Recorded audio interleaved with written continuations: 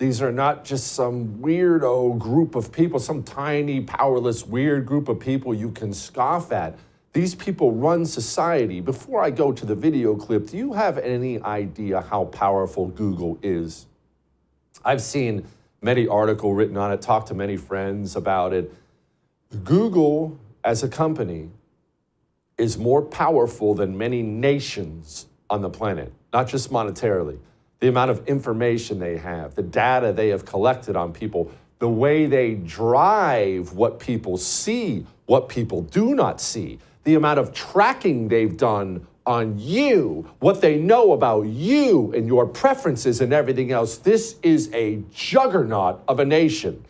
Would you like to hear how they think at Google? Here's how they think. It also amazes me how many people are like, well, I don't see color, or it would be so much better if we just didn't worry about someone's skin tone.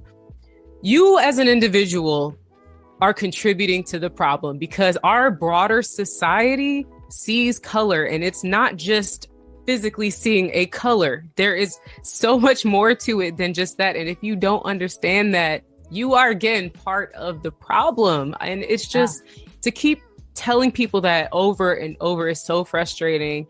And I was just on TikTok, and there's a trend where parents are teaching their kids not to see color, quote unquote. And I'm like, okay, so the next round of people that are going to be joining our workforce, this next generation, are going to be dealing with the same issues that we're dealing with.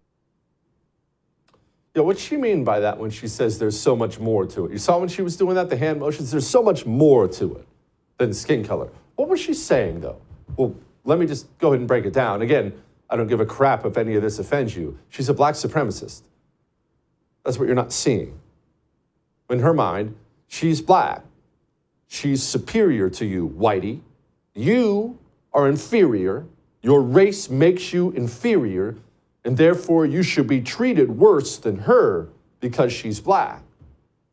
I know that's hard to hear, but that's how the people who run our country think. And it goes well beyond skin color. Remember, it's not just skin color here.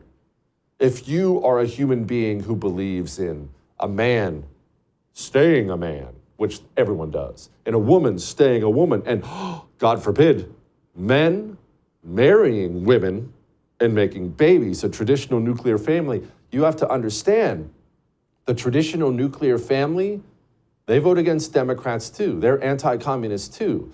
In fact, married women overwhelmingly vote Republican. Did you know that? It's not just a man-woman thing. A married family unit and children raised in a two-parent home with a man and a woman, they go on to vote Republican.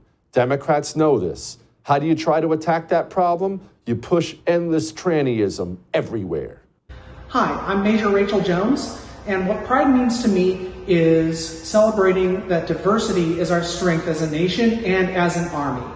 Pride means something very special to me as a LGBTQ individual, and it's a chance to show everyone what we have to offer in terms of the diverse skill sets that we bring and the diverse ways of thinking we bring into the team to make everything work better. Jesse, that's Major Rachel Jones. No, but that's the problem. It's not. It's the chairman of the Joint Chiefs. You can't let it just be happenstance that brings in the diversity, whether it be race, gender, ethnic background, sexual orientation, socioeconomic background. You really got to spend some time thinking about it, because you may miss an opportunity if you don't really spend some time looking at the slate of candidates and then asking some hard questions. And that's an aspect of, me as the chief of staff. When I sit down with Secretary Brett, we just had a conversation about this yesterday as we're looking at some key positions. Who are diverse candidates, and are we making sure we are grooming them so they have the opportunity? We have a problem.